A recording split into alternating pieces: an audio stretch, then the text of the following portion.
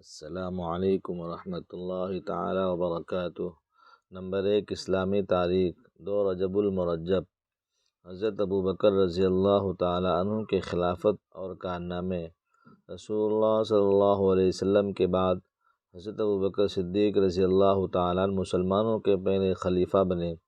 تقریباً 2.25 سال کی مدت میں بڑے بڑے کارنامے انجام دیے ہیں، جن میں مسلمانوں کے خلاف جنگ کرنے والوں کے مقابلے کے لیے لشکر تیار کیا ہے، جھوٹی نبوت کا دعویٰ کرنے والوں کا خاتمہ کیا ہے، اسلام سے پھر جانے اور زکوٰۃ کا انکار کرنے والوں سے مقابلہ کرنا، منافقین کی سازشوں کو ختم کرنا، مسلمانوں کے سخت دشمن عیسائی بادشاہ ہرقل کے خلاف فوج روانہ فرمانا آپ کے بڑے بڑے اہم کارنامے ہیں۔ حضرت ابوبکر صدیق رضی اللہ تعالیٰ عنہ بہت ہی سادہ مزاج کے مالک تھے، ہر ایک سے مل جل کر رہتے تھے، ضرورت مندوں کا خیال رکھتے تھے، مہمانوں کو کھانا کھلاتے تھے، پریشانی میں دوسرے کے کام آتے اور کپڑے کی تجارت کر کے اپنا گزر بسر کرتے۔ جب خلیفہ بنائے گئے تو صحابہ کے مشورے سے ایک عام مہاجر صحابی کی طرح بیت المال سے وظیفہ مقرر کیا گیا، جس کی مقدار اتنی معمولی تھی کہ جب بیوی نے ایک مرتبہ میٹھی چیز کھانے کی خواہش کی تو پیسہ نہ ہونے کی وجہ سے ان کی فرمائش پوری نہ کر سکے۔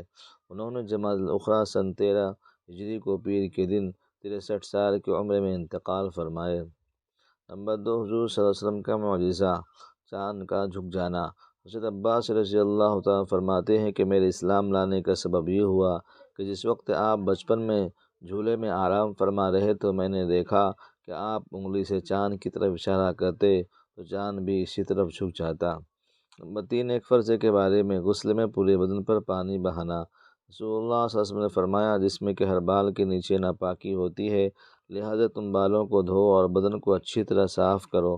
فائدہ: غسل میں پورے بدن پر پانی بہانا فرض ہے، اس لیے خصوصاً سر کے بال، داڑھی وغیرہ کے جڑ میں پانی پہنچانا چاہیے، اور عورتوں کو اپنے بال کھول کر غسل کرنا چاہیے تاکہ پانی بالوں میں پہنچ جائے۔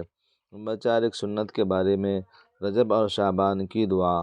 جب رجب کا مہینہ شروع ہوتا تو حضور یہ دعا پڑھتے: اللہم بارک لنا فی رجب و شعبان وبلغنا رمضان۔ ترجمہ: اے اللہ ہمیں رجب اور شعبان کے مہینے میں برکت عطا فرمائیے اور ہمیں رمضان تک پہنچائیے۔ نمبر 5، ایک عمر کی فضیلت، 2 رکعت تحیۃ الوضو ادا کرنا۔ رسول اللہ نے فرمایا، جو شخص میری طرح وضو کر کے 2 رکعتیں اس طرح ادا کرے کہ اس میں اپنے من میں کوئی بات نہ کی ہو تو اس کے پچھلے تمام گناہ معاف کر دیے جائیں گے۔ نمبر 6، گناہ کے بارے میں، قرآن میں اللہ تعالیٰ فرماتا ہے، بلا شبہ اللہ تعالیٰ شرک کو معاف نہیں کرے گا، شرک کے علاوہ جس گناہ کو بھی چاہے گا معاف کر دے گا، اور جس نے اللہ تعالیٰ کے ساتھ کسی کو شریک کیا تو اس نے اللہ کے خلاف بہت بڑا جھوٹ بولا۔ نمبر 7، دنیا کے بارے میں، قرآن میں اللہ تعالیٰ فرماتا ہے، دنیا کی زندگی تو کافروں کے لیے سنوار دی گئی ہے، نہ کہ مسلمانوں کے لیے، اور کافر لوگ مسلمانوں کا مذاق اڑاتے ہیں، حالانکہ جو مسلمان کفر اور شرک سے بچتے ہیں وہ قیامت کے ان کافروں سے درجوں میں بلند ہوں گے۔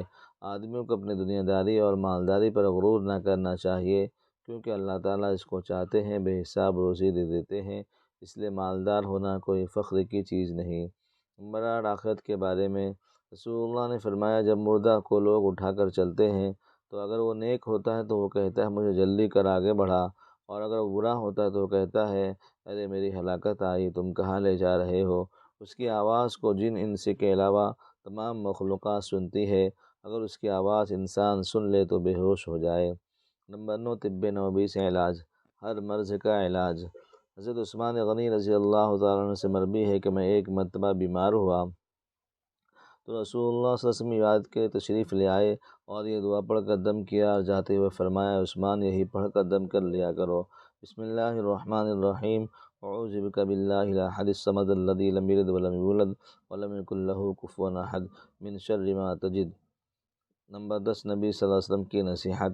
رسول اللہ نے فرمایا، اے لوگو، اسلام کو خوب پھیلاؤ، غریبوں کو کھانا کھلایا کرو، رات کو جب لوگ سو رہے ہوں تو تم نماز پڑھا کرو، ان باتوں سے تم سلامتی کے ساتھ جنت میں داخل ہو جاؤ گے۔ اللہ تعالی ہم سب کو عمل کرنے کی اور اس کو خوب پھیلانے کی توفیق عطا فرمائے، اور جن بھائیوں نے ابھی تک ہمارے چینل کو سبسکرائب، لائک، شیئر اور کمنٹ نہیں کیا ہے وہ ضرور فرما لیں، تاکہ ہر آنے والی ویڈیو آپ تک پہنچ سکے اور آپ کے علم میں مزید اضافہ ہوتا چلا جائے۔ اللہ تعالی ہم سب کو عمل کی توفیق عطا فرمائے۔ شکریہ۔